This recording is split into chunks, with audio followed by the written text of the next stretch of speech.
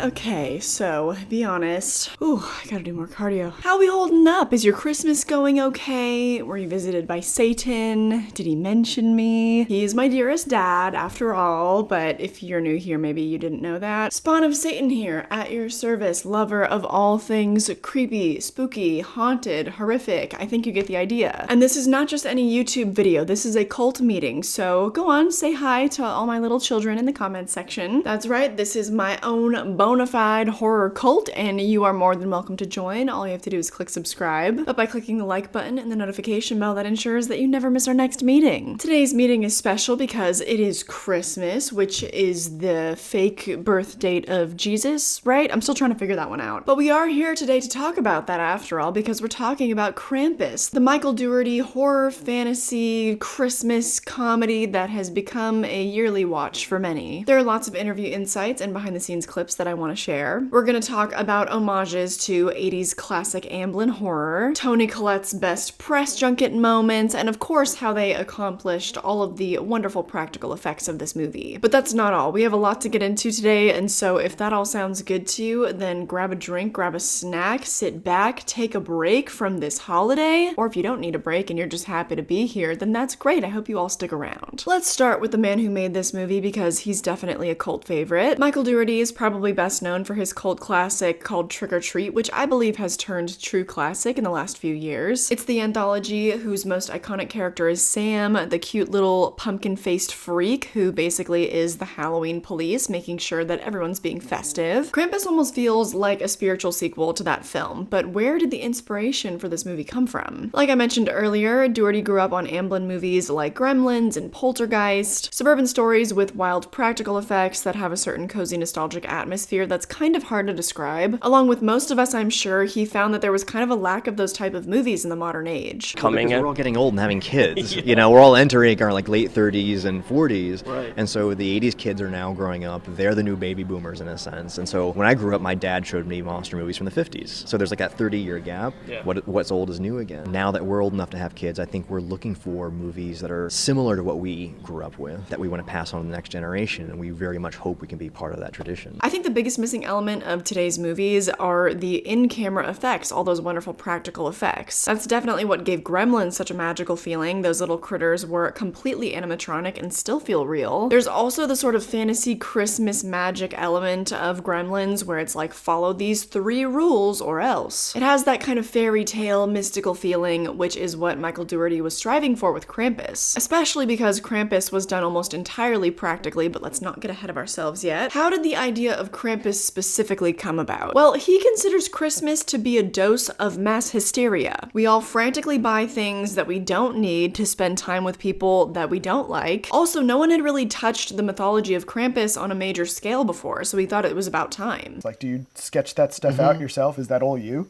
It's not only me, but I started off as an animator and as an illustrator first. So I did hand-drawn animation for years. Typically when I'm working on a script, whether it's by myself or in this case with a couple co-writers, I'm sketching while we're writing. This movie really got its start when I was hanging out with my co-writer Todd Casey. We were at a bar and I was just doodling on some index cards, or it was a bar napkin or something. One of those classic, bar napkin style stories. The first rough sketch silhouette of Krampus started there. And if you look at the sketch and the final design, they're pretty much the same. Before researching for this video, I had no idea that his background was in animation. It must come in handy quite often. It also must be why there's an animated flashback in this film. It's a really beautiful departure from the current action where we learn the backstory of Krampus. Lots of interesting stylistic choices like that in this movie. It also has one of the most banging casts, thanks in large part to the casting of Adam Scott and Toni Collette. Even Michael said on the director's commentary that he considers this cast a Christmas miracle. Getting the grandmother cast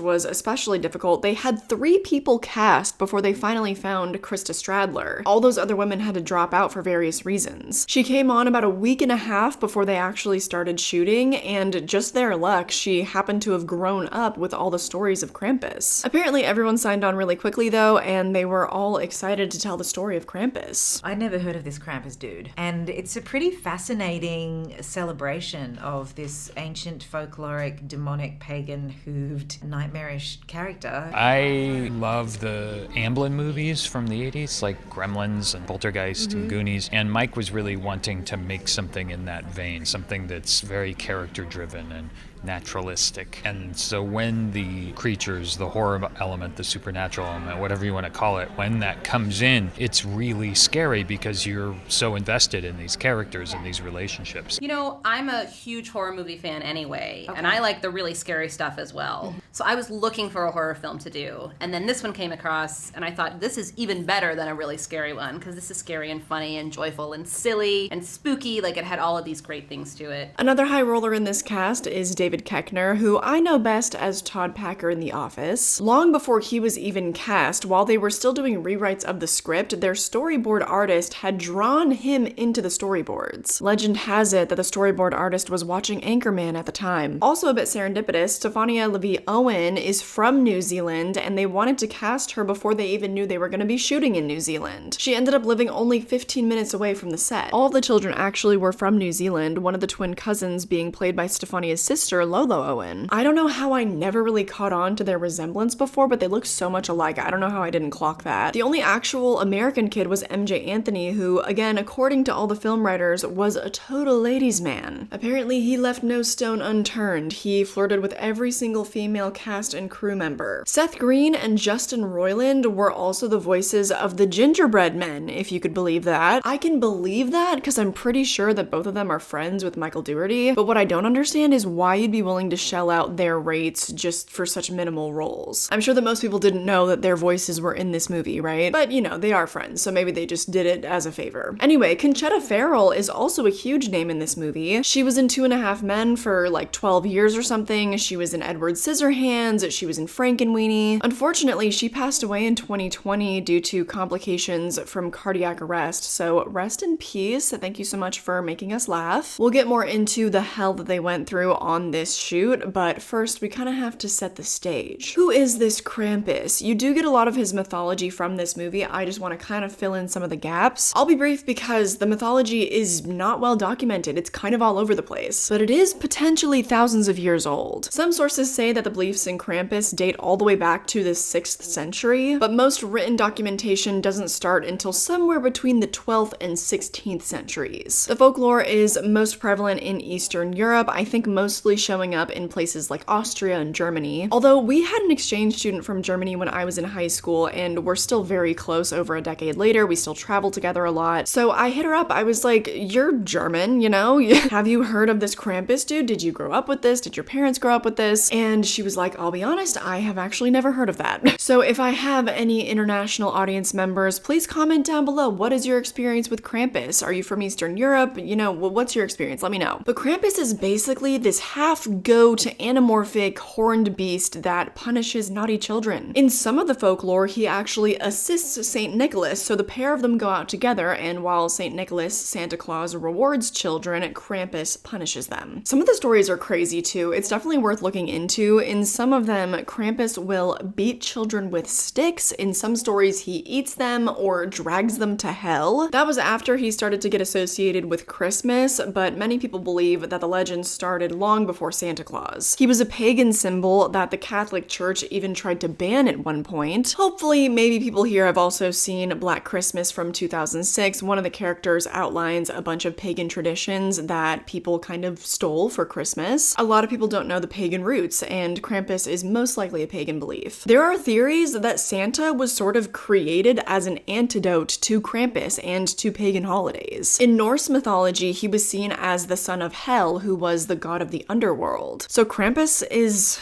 my brother, I guess? Anyway, he's been around for so long, just waiting, practically begging to be part of a horror movie premise. There was a micro-budget movie from 2013. There were some other short films in the early 2010s. Maybe that's where Dougherty got the inspiration, but there was nothing mainstream, nothing ever given a real budget. Enter stage left, Michael Dougherty. Also, I know that if you look up the pronunciation of Dougherty on Google, it probably is like Dougherty. I'm going off of the director's commentary where he introduced himself himself as Michael Dougherty. Though he wasn't given a major budget for this movie, they made this for only $15 million. But the effects of this movie are all marvelous. All practical where they need to be, and then rarely they are supplemented with some digital effects. There are so many weird little evil toys, there are the dark elves, and then of course Krampus himself that we have to talk about. Let's start with the lovely little cherub, or I don't know if you could call her that really, but she's a little angel. It was a mixture of puppetry and animatronics, and they tailored the puppet's abilities for specific shots. In the scene where it attacks Toni Collette's character, there were actually 6 puppeteers operating it. That day she was constantly ending up with like feathers and just gross stuff falling into her mouth, but every actor went through it on this shoot. Her dealing with the little demon angel puppet for an entire day of shooting is barely even dipping our toes in. 95% of the movie was shot on a soundstage. I believe the only on-location shoot they had was for the store during the opening credits of the movie. So with them almost exclusively shooting on a soundstage, it was hot. We were inside. We shot on sound stages. So I actually am wearing a cooling vest for a lot of those scenes, which is like what race car drivers wear, so they don't overheat in a car that's going hundreds of miles an hour. But I wore one of those because we get so hot on set. It might look frosty and cold with the air condensing when it comes out of their mouths, but it was hot. Props to everyone for somehow not breaking a sweat, or props to the makeup department for making sure they were nice and blotted. Because even when they weren't battling these little animatronic demon angels, they were engaging in really physical activity. They spent an entire day of the shoot trudging through the fake snow that was apparently made out of shaved diapers. That's what they said in the director's commentary, and part of me feels like I wasn't paying close enough attention or something. Maybe they were joking, but stranger things have definitely happened on movie sets. But I think that just speaks to the practicality of this movie, and to some of the special effects techniques that they used that date back to the beginning of filmmaking. All that fake snow was really there. They were really trudging through it. They added some snow digitally, like the snow that was falling, and they added their foggy breath. But the most surprising blend of effects to me was the house itself, which they only built the first floor of. The second story and the surrounding neighborhood was all a digital extension. Another scene that you would not believe is not completely digital is when basically hell opens up beneath them on the street. It turns out the VFX artist shot some of the elements of the Krampus Hellgate scene in his kid's sandbox, so it's a mixture of practical and digital. I think you mostly care about the practical effects though, so let's get back into that. I think I'm gonna work my way from most benign to most painful. We already talked about some of the puppeteering. This bear was operated very similarly to the Angel of Death that attacks Toni Collette. Let's up the ante with the Jack-in-the-Box monster. I think that he's kind of a fan favorite. Again, I was surprised to learn that this wasn't entirely animatronic, but that 3 people were inside of him operating it. I sort of sit curled up in a ball, and when action is said, I twist my body slightly and rub the fabric and sort of gyrate it. More throbbing. Body throbbing? Body throbbing, please. Can we have a bit more body throb? I have to kind of bring my whole body up. So I end up doing one big crunch, and for a wee while there we were kind of rehearsing the scene and there was no cut, and it was just kind of cycling through again, and I felt like I was kind of doing a crunch for almost 5 to 10 minutes. The boys on the director's commentary when talking about this, obviously there was Michael Dougherty, and then there was Todd Casey and Zach Shields. They were kind of gross about this. They were like, it was so funny, all the male crew members would just gather around whenever we shot with this Jack-in-the-Box thing for whenever these beautiful women would take a break and emerge from the cocoon. And it's like, it may be reining in a little bit. I fucking hate creepy male crew members. Why is it always grips, okay? Why is it always the grips that are like, give us a smile, sweetheart? Shut up. Go to hell. They really ratchet things up though when the dark elves show up, am I right? And the crazy scene where the glass is broken and somebody gets yoinked out on the Jack-in-the-Box, it's all practical. We had to do a window smash. We didn't have too much time to rehearse. We didn't have too many windows to smash, so it was almost like, the one shot, let's do it. The stunt people had to get training to be able to sort of properly break into the house by swinging into it, because they could see straight out of their masks, but they couldn't see their feet. They had a very limited range of eyesight. Could you imagine not being able to see a single thing in your peripheral vision, and yet you are being trained to have to smash perfectly through a window and land on your mark? We also know that it was a super hot environment, and these hand handcrafted elf costumes had about 20 layers to them. Filmmakers are some of the best athletes in the world, I'm telling you, because they were wearing all of that smashing through windows. And then also imagine you're wearing that and doing all of that for 14 to 16 hours a day. No thank you. And remember, not only did they have to fly through the window, but somebody on the Jack-in-the-Box had to get yoinked out of the window as well. Stuntmen were flying all over that set, and here you can really see sort of the facade of the house and how it's built with all these rigs for the stunts. It's just true movie magic. But absolutely worst of all, in my opinion, is the poor bloke that had to play Krampus himself, Luke Hawker. We built a big rig that went inside the costume. The shoulders are going to stay as these big sort of keels, so they translate nicely through the suit. It just got heavier, and then they got more chains, and then it got heavier and heavier until the point where it reached about 30 kilos or about 70 pounds. And on the legs, the sensory deprivation as well, not being able to see, your muscles are just burning and you're sweating and you're thinking, am I going to throw up? And then Mike comes in and the smile on his face just says it all. And he's just like, oh, that was so awesome, that was so awesome. He wasn't a super big guy, he was only like 5'8", so Michael, if you're watching this, maybe hit me up next time. I have 2 inches on Luke, I got a bit more length to me. I could be Krampus, I even speak a little German. Gruß vom Kylie. Oder Gruß vom heimgesuchte Hippie. But anyway, he was a little guy, and so they had to put these crazy extensions on his hands, and then he also had to wear these hooved stilts. Luke also confirmed for us that the face we see in the movie is not the actual face of Krampus himself. I just released a review of this movie with my dad last week, and I talked about how I wasn't really a fan of the big gaping mouth. I found it kind of weird, and I was like, why would he never close his mouth? I've always thought that that was like actually Krampus's face, but it is a mask, and that was double confirmed by the director's commentary. Dougherty really liked the idea that we never actually get to see Krampus's real face, especially because in all of the mythology, he looks very different throughout the years. And he didn't want to make it seem like he had the claim on what Krampus actually looked like. And since Krampus was all practical, you might be wondering, well, how in the hell did he move around in that thing? This is the back. This is what I look at when I'm puppeteering. There's a handle that I hold in order to move it. It's attached to the suit up here, and this little screen here is a video screen. Just here is a camera, and so that's where I see the whole world out of. It's kind of like playing a video game with your whole body. You've got a bit of sensory deprivation when you first get in it because you've come from outside. Actually, Luke, you can keep it. I don't think that I want to be Krampus anymore. I can't play video games because they make me motion sick, and that looks really hard. I would throw up, and then it would just be dribbling out of the gaping mouth.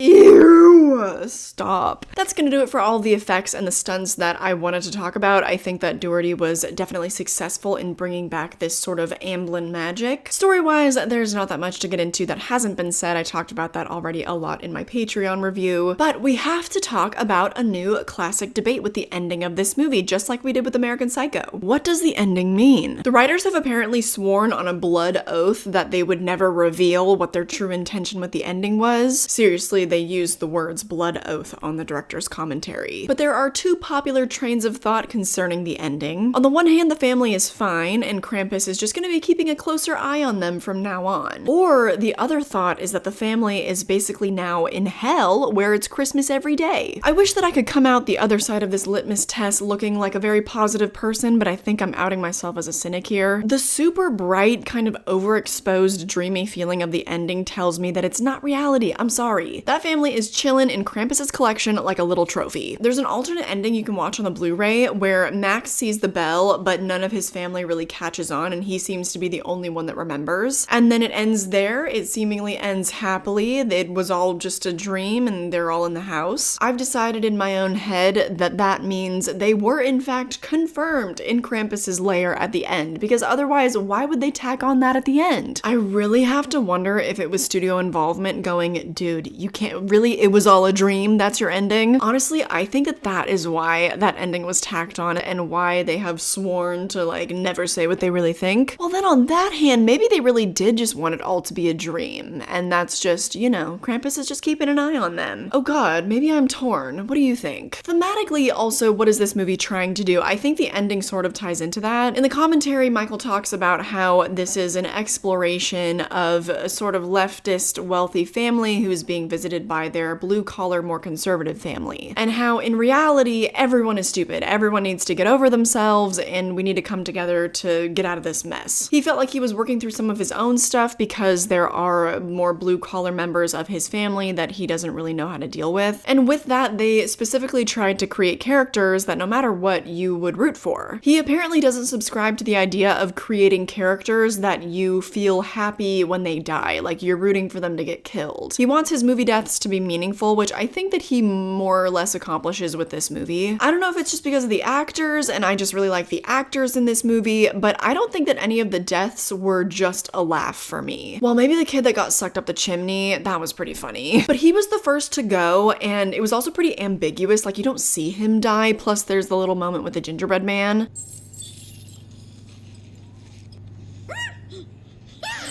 So I just think a laugh is warranted there. As an exploration of those kind of themes, I guess this movie works, like it is what it is, but I don't really feel like there's any greater lesson to be learned, and I wonder if them having to tack that ending on sort of muddied their messaging. Although I don't really feel like there is that much of a greater lesson to be learned from this movie, because I think that it's obvious to anyone with half a brain that, yeah, we need to work together, but how the fuck do we work together when people on the other side think that gay people shouldn't exist, or black people, or brown people, like the list goes on? How the fuck do you find middle ground with bigots unless you're literally about to be snatched up by Krampus? I don't really want to take a lesson away from this movie anyways. Some movies I definitely do, but I prefer to view this as an homage to the Amblin days. A sort of nostalgic, decently entertaining little Christmas flick. A throw on and turn your brain off kind of movie, you know? But how did the world take this movie? We gotta talk about reception. Before we get into that, they had to get people's butts in the seats to react to this movie at all, right? So let's talk about their marketing strategy. Most of the journalists just asked your very standard stuff like, who is this Krampus guy? Where did the mythology come from? Why did you sign on to this movie? Since Toni Collette is Toni Collette though, she got a few more interesting questions, so I'll just play a mini highlight reel. I can't live with the horror film kind of images in my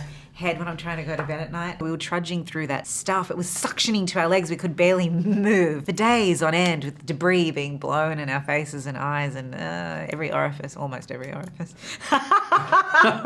Okay, what do you want for Christmas? Sleep. I want to sleep in. Who do you think deserves to be punished or killed by Krampus? That's a very broad question. You mean like Donald Trump?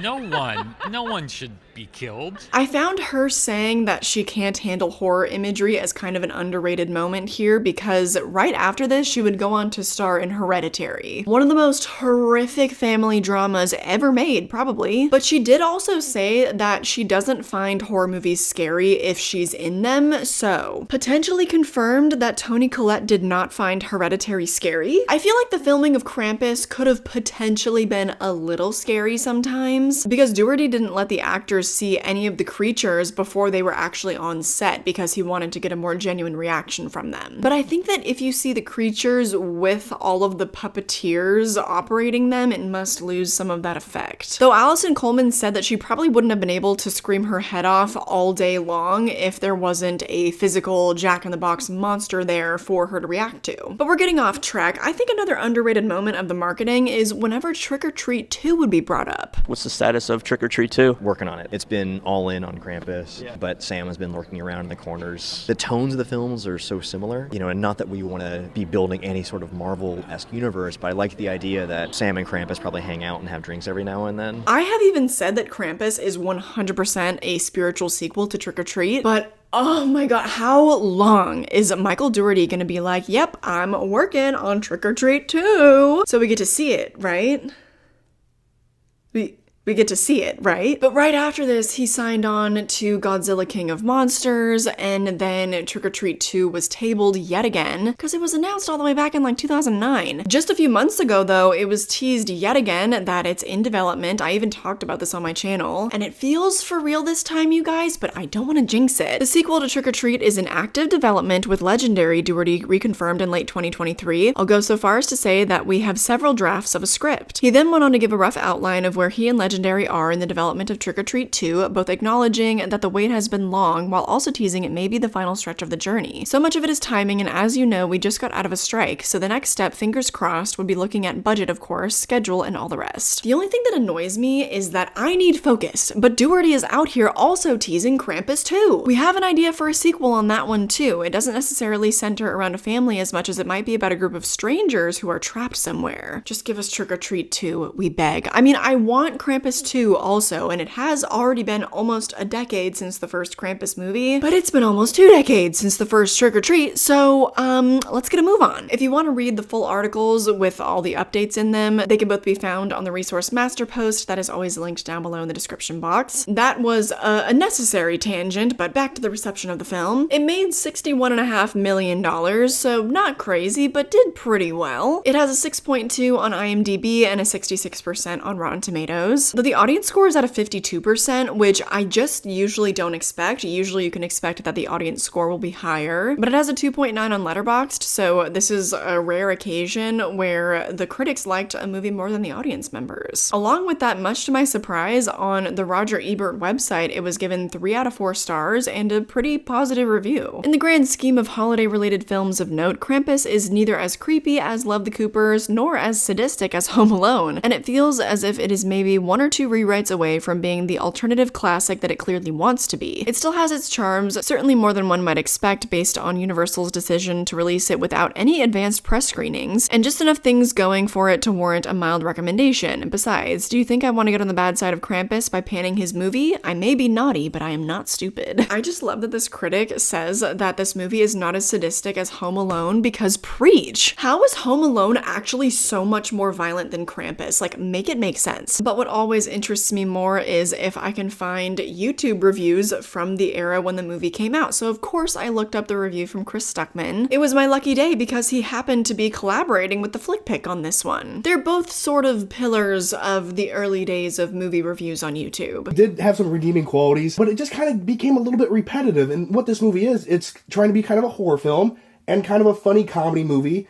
And for me, neither one really was all that amazing, so I was just left in the middle with kind of a mediocre movie that was slightly entertaining. I like this movie. I don't think that it's as good as it could have been. Basically, I kind of agree with what everyone has said. I think this is a really rare occasion where the critics and the general audience seems to be on the exact same page. This has become a Christmas classic for some people, and undoubtedly I will throw it on probably like every other year, because no matter how many times I watch this and think, yeah, it's not great, I still find myself wanting to throw it on like every year. What does this movie mean to you? Did you go out and see it in theaters and then not revisit it for several years after the fact and realize, hey, maybe this is a good little Christmas classic? That was my experience. Did you have the complete opposite experience? I want to know. I also want to know if anything that you learned today shocked you, because sometimes those are my favorite comments to read. I was just really blown away by how entirely practical everything was. I mean, you can kind of tell when you're watching the movie, but also where the VFX is supplementing that. Yeah, there are a few moments you can tell, like when they crack the chimney, it doesn't look great, but I had no idea that it was like a completely digital neighborhood. I thought that was really cool. But you probably noticed there are some names scrolling on screen. Those are my wonderful patrons. One of the best Christmas gifts I could ever ask for. They're getting another bonus video today. Usually they get bonus videos every single Wednesday, but I thought that I'd give them a little Christmas treat too. Today I'll be unwrapping and testing out the A24 Talk to Me Party Hand. So you are not gonna want to miss that. While you're checking out the links down in the description box, I also recommend checking out my physical media / vlog channel. I also upload there weekly. And also check out the GoFundMe link for my next short horror film. That would actually be the best Christmas gift that you could give me, because we are looking to start shooting that short in about a month. We could use all the help that we could get. I also hope that whether or not you give a shit about this holiday, that you're having a good day, that you're taking care of yourself. But more than anything, I hope that you enjoyed this video, and I hope I catch you in the next one. Bye!